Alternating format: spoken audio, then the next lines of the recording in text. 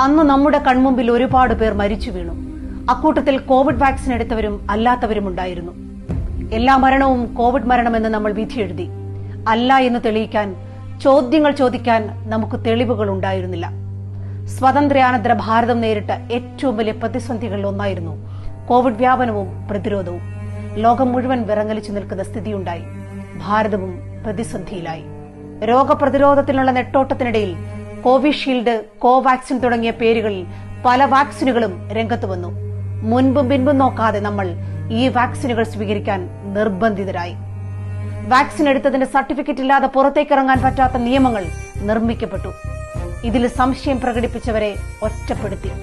യാഥാസ്ഥിതികർ, മൂരാച്ചി, പുരോഗമന വിരുദ്ധർ, മതതീവ്രവാദി എന്നെല്ലാം അവരെ വിളിച്ചു.